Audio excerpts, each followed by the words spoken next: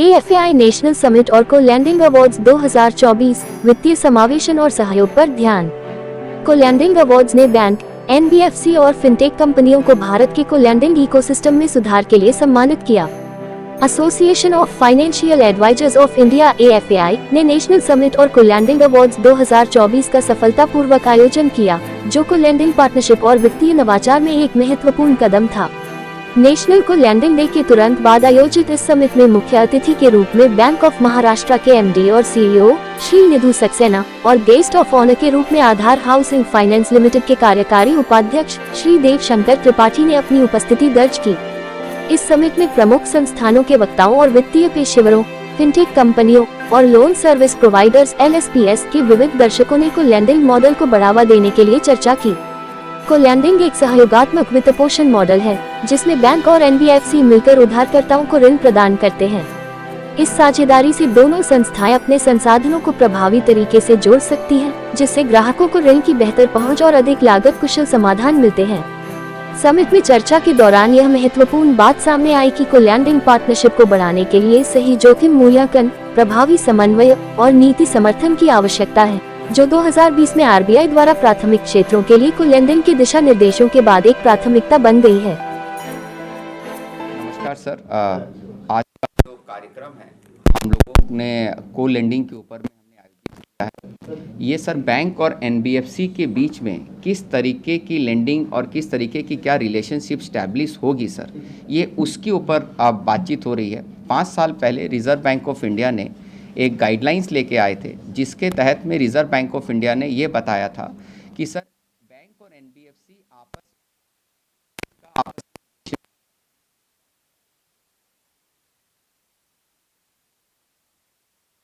अभी तक क्या होता था कि सर NBFC को बैंक एक तरीके का 100 रुपये, NBFC छोटे छोटे कस्टमर को 100 रुपये लेके 1 रुपये या 2 रुपये अपने छोटे छोटे रिटेल कस्टमर को बांटता था लोग। अब बैंक को इसके बारे में आइडिया नहीं होता था कि सर कि वो जो फाइल है NBFC ने जो कस्टमर को बांटा है वो सही कस्टमर को लोन दिया गया है कि नहीं दिया गया है। तो अब RBI ने एक वो सिस्टम अनाउंस किया है। उस सिस्टम के तहत क्या है कि यदि NBFC यदि 2 रुपये या 1 रुपये भी किसी भी कस्टमर को लोन दे रहा है तो उसका 80% पैसा वो फाइल टू फाइल वो पहले बैंक से लेके आएगा और 20 रुपये का NBFC अपने पास से पैसा देगा। इस तरीके के अरेंजमेंट को को-लैंडिंग अरेंजमेंट बोलते हैं। 5 साल के अंदर में जो भी रेगुलेटर या जो भी मिनिस्ट्री ऑफ फाइनेंस का जो भी एक सपना था, वो लगता है कि सर कुछ हद तक तो सफल हो पाया है, लेकिन बहुत हद करने की और ज़रूरत भी है। तो अभी हम लोगों ने मिलके सबने मिलके इस इवेंट के तहत बहुत हमारे जितने भी बैंक हैं, जितने भी NBFCs हैं, प्लस इसके अंदर में जो भी टेक्नोलॉजी प्रोवाइडर हैं, हम सब ने मिल के इस चीज़ को एक इवेंट को ऑर्गेनाइज़ किया कि सर ये 5 साल के अंदर में ये को-लैंडिंग आने में या चलने में कहाँ क्या तकलीफ़ें आ रही है, उस चीज़ के ऊपर में हम लोगों ने सब ने मिल के AFI करके जो association of financial advisers of India है, उन्होंने सर इस इवेंट को ऑर्गेनाइज़ किया है। आशीष जी AFI के हेड है and Ashish ji you can speak that. So I'm Ashish Agrawal. I am the founding member of Association of Financial Advisors of India. This is a body which is connecting all the financial advisors, which include bankers and the other finance professionals at one place, and discussing on various knowledge topics and the new areas, how these can be these can reach to the every part of the country, and everybody should be aware. So the AFAI has thought of organizing the first of its kind co-lending conference. It's a full day conference which consists the inaugural session and the 4 technical sessions. All these 4 technical sessions are relevant to the co-lending. It had not happened in the country earlier to that. This first session is on the partnerships between NBFCs and the banks and how this partnership is growing and what are the challenges. And the second session is on the technology partnerships or technologies available for the co-lending, because technology is the backbone of any co-lending partnership. And the third session is on the regulation and the compliances, because any lending business, if the regulation is not there or compliances are not there as per the requirement, then it can go haywire actually. So the third session is on this compliance, and the fourth session which we have organized which is a very important topic, that this loan service providers, they are also part of the program, because these are the fintech companies and the even NBFCs also. Those are partnering with the various lenders for the increasing of this technology-led solution in the lending system. And followed by the award function, where we have taken the nominations from the industry, and we have received lot of nominations from banks, NBFCs and fintech companies. So we have announced the category of 11 awards in the different part of the categories, and we have a very good jury which has independently evaluated all these awards, all the nominations, and they have decided to give the awards to the right candidate according to the whatever the nomination forms were there. And the jury has done very hard work to announce these awards. And there was a tough competition between 2-3 players, and so these awards will be announced today evening. So this entire co-lending event is a first event of AFAI, and we are thinking to organize such event every year, so that all stakeholders should come at one place and then can take the benefit of this event. We is doing the co-lending for the MSME customers. The ultimate purpose of the co-lending model, as you all are aware, for the flow of credit to unserved and underserved segment of the economy at affordable cost. So these things we have to keep in mind, that the ultimate purpose of this model is fulfilled by providing the affordable credit to the MSME segment. And as you all know, without the development of MSME sector, the mission of our country, this ambitious mission that we have to make our country Viksit Bharat 2047. So with the development of MSME sector, the co-lending model will play a great role in the providing the credit flow to the MSME sector, because you know, in the MSME sector so many customers are there which are out of this formal credit flow, and they are not able to get the formal credit from the banks.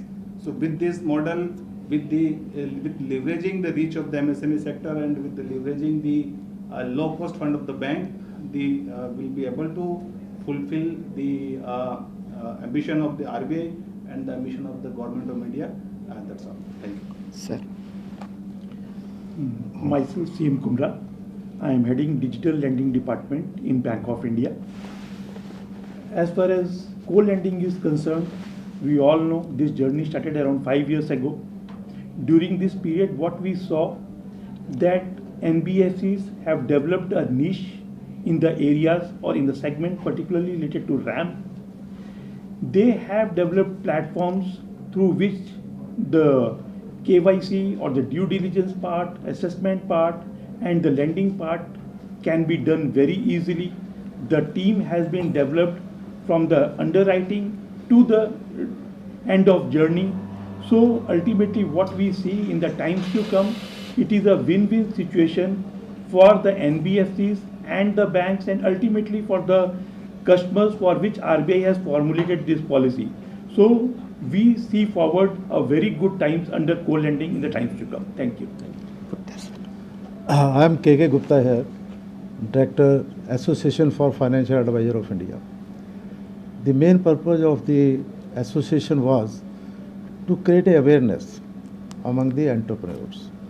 For that aspect, every month, association is holding a virtual conference, virtual meeting, where we are telling the various scheme of the Government of India launched for the SME sector. And the banker are being invited in such webinars. So we are also holding one webinar every month with the ICICI Bank, and we are popularizing the scheme of the banking sector, with how they can go to the bank and avail the facilities. Major aspect is the rural finance. So about 6 crore SME sector is there. 6 crore numbers are there. So 95% are in a rural places. That means after co-lending, the people will be benefited because the NBFC has a reach to the rural places. So definitely they can approach them, and as Mr. Jyoti already told you, that 1 lakh crore already sanctioned or disbursed by the banker, because 80-20 is the issue is there. So for that, the association is playing very important role for creating awareness among the entrepreneurs. Thank you. नमस्कार, मेरा नाम प्रवीण किनी है। मैं महाप्रबंधक हूँ central bank of India से। और इस आज का जो कोलेंडिंग सम्मेलन है, मुझे खुशी है आप लोगों को बताने के लिए कि कोलेंडिंग के क्षेत्र में आज की तारीख में सेंट्रल बैंक सबसे अव्वल नंबर पर है। और हमारे इसका जो मैं श्रेय देना चाहता हूँ हमारे MD sir Shri MV Rao को, जहाँ पर उन्होंने इसको जो बिज़नेस मॉडल के तहत उन्होंने ये अडॉप्ट किया सेंट्रल बैंक ऑफ इंडिया में। और आज हम 30 से ज़्यादा अधिक एनबीएफसी से पार्टनरशिप कर चुके हैं ऑलरेडी। और हमारा जल्द से जल्द लक्ष्य है कि हम इसे 50 से पार करें। और जैसे मेरे बाकी साथियों ने भी कहा कि विकसित भारत का जो लक्ष्य है, और इसके लिए ये बहुत महत्वपूर्ण है कि हमारे जो बोलते हैं अंतिम जो लास्ट जो पंक्ति पर जो हमारे जो कस्टमर्स जो ग्राहक होंगे जिसको इसका जो लाभ होगा, तो उस लाभ के लिए डेफिनेटली बैंक का जो बहुत बड़ा रोल होगा वो एनबीएफसी के साथ उनका जो पार्टनरशिप के लिए और इस कोलेंडिंग के माध्यम से। सो नेचुरली हम चाहेंगे कि अधिक से अधिक आने वाले समय में हमारा सेंट्रल बैंक का इस पर योगदान होगा। और हम चाहेंगे कि मिलकर एनबीएफसी से ये बहुत उसको सफल बनाएंगे। धन्यवाद सर। मैं रमेश कुमार हूँ, महाप्रबंधक राष्ट्रीय कृषि और ग्रामीण विकास बैंक नाबार्ड जो कहलाता है। तो इसमें कोलेंडिंग सेमिनार ऑर्गेनाइज करने के लिए मैं एएफए को एसोसिएशन ऑफ फाइनेंशियल एडवाइज़र को बधाई देता हूँ पहले तो। और उसके बाद एक कोलेंडिंग ग्रामीण क्षेत्र के लिए खासकर कृषि और ग्रामीण विकास के लिए कोलेंडिंग का क्या प्रणाली का रहना चाहिए, और उनको भी ग्रामीण और कृषि क्षेत्र को भी कोलेंडिंग के अंदर ले आने के लिए क्या मार्गदर्शन हो सकता है, उसके बारे में हम चर्चा के लिए इसमें आए। तो हमारा किसान और ग्रामीण क्षेत्र के जो लोग हैं इससे कोलेंडिंग के ज़्यादा से ज़्यादा बेनिफिट ले सके, उसके लिए क्या प्रणाली का रहना चाहिए, उसके लिए हम चर्चा करने के लिए इस वर्कशॉप में। Namaskar. My name is Kirti Timara Gowder. I represent IIFL Finance. We are a large retail-focused NBFC. We are a first-generation NBFC. So when co-lending as a policy was announced by RBI, it was a big boon for us because we wanted to grow asset light. Especially about today, thanks a lot to the Association of Financial Advisors, because I think this is a first of its kind. I don't think we have had a co-lending dedicated conference so far. And there are a lot of people who are involved in this. It's not just the banks and NBFCs, there are LSPs, there are technology providers, there are DSAs, there is like the whole financial ecosystem. So it is really nice to see that we have everybody here, because co-lending is a win-win-win. Win for bank because they may not have the bandwidth to go and give a 50,000 rupee, 1 lakh rupee loan somewhere in the rural areas. It's a win for an NBFC because it is like a constant money on tap for us, right? It's a long-term partnership. And it's a win for a customer because what we have seen is in co-lending, customer usually gets loan at a slightly lower rate than in a normal NBFC loan. So yeah, it's a win-win-win partnership. Thank you sir. मैं director Resurgent India Limited का हूँ। हम लोग India के सबसे बड़े financial advisory firm हैं। About 300 people are working here with us. हम लोगों का मेजर काम इन दिस को लेंडिंग है कि बैंक और एनबीएफसी के बीच में जो मैरिजेस करानी है, दोनों के बीच के जो फाइन ट्यूनिंग करके दोनों का आपस में जो एग्रीमेंट साइन करके को लेंडिंग का काम बहुत अच्छे से चले। और इस इंडस्ट्री को हम लोग कितना आगे बढ़ा सकते हैं वो हम लोगों की कंपनी का सबसे बड़ा काम हम लोग करते हैं। और इंडिया के अंदर सबसे बड़ा को लेंडिंग का ये tie up between banks and NBFC कराने का काम रिसर्जेंट इंडिया ने ये मुहिम उठाई है। और हमें लगता है कि यदि विकसित भारत का जो हमारे माननीय प्रधानमंत्री का जो विज़न है सर, उसको आगे बढ़ाने के लिए को लेंडिंग जिसके अंदर में बैंक्स की एक अपना प्लस एंड माइनसेस हैं और एनबीएफसी के एक अपनी स्ट्रेंथ है, इन दोनों को यदि जोड़ के यदि हम पूरे इकोनॉमी के अंदर में यदि हम फाइनेंस के लिए यदि हम उनको पैसा राइट आदमी को राइट समय पे राइट अमाउंट यदि हम प्रोवाइड करा पाएंगे, तो हमें लगता है कि हम बहुत हद तक हमारा जो पर्पज़ है विकसित भारत का, उसको हम लोग बहुत हद तक सिद्ध कर पाएंगे। उसी के लिए हमने सब कोई, जितने भी स्टेक होल्डर्स हैं, इस को लेंडिंग की पूरी दुनिया को इसको साकार करने के लिए, इसको सक्षम बनाने के लिए, इसको सफल करने के लिए हमने सारे स्टेक होल्डर्स को एक प्लेटफॉर्म पे आज इकट्ठा किया है। उसके अंदर में जैसे टेक्नोलॉजी प्रोवाइडर्स का बहुत इंपॉर्टेंट रोल है, जैसे उसके अंदर भी हमने स्कोरमी सॉल्यूशंस प्राइवेट लिमिटेड करके एक कंपनी है जो इसके ऊपर में पूरा सॉल्यूशन प्रोवाइड करती है, उसको भी हमने बुला के बताया है कि सर आप इस तरीके से सारा काम कर सकते हैं सर। Thank you. ये जो अवार्ड भी आपने रखा है, इसका क्या उद्देश्य है? आशीष सर। सो देखिए, अभी कोलैंडिंग अभी क्या है कि एक नया सब्जेक्ट है और बहुत सारे प्लेयर्स, चाहे वो NBFC हो, चाहे वो टेक्नोलॉजी कंपनी हो, फिनटेक कंपनी हो या बैंक्स हों, सब लोग कोशिश कर रहे हैं इसको सक्सेसफुल बनाने के लिए। तो जो लोग सक्सेसफुल बनाने के लिए कोशिश कर रहे हैं उनको एनकरेजमेंट करने के लिए कि how they should encourage and what good they are doing so that other should know, हम लोगों ने ये अवार्ड प्रोग्राम ऑर्गेनाइज किया है। और हमारा कोशिश भी यही है कि जो अवार्ड जो हम लोग दे रहे हैं उसमें जो लोग जिन्होंने नॉमिनेशन के लिए अप्लाई किया, उनको जो डिजर्विंग कैंडिडेट्स हैं, जिन्होंने कुछ ना कुछ कोलैंडिंग के अंदर अच्छा काम किया है, उनको ये अवार्ड दिए जा रहे हैं। और इसमें 11 अवार्ड्स हैं, जिसमें मेन जो अवार्ड है, एक तो है कि बैंक जो आउटस्टैंडिंग बैंक ऑफ द कोलैंडिंग, जिसका सबसे ज़्यादा उन्होंने अच्छा परफॉर्म किया है कोलैंडिंग के अंदर। दूसरा है आउटस्टैंडिंग NBFC इन द कोलैंडिंग। फिर हमने इसमें जो हमारा ये समिट का पर्पज़ था वो था कि प्रायोरिटी सेक्टर लैंडिंग और the lending which is for the rural और दी फाइनेंशियल इंक्लूजन।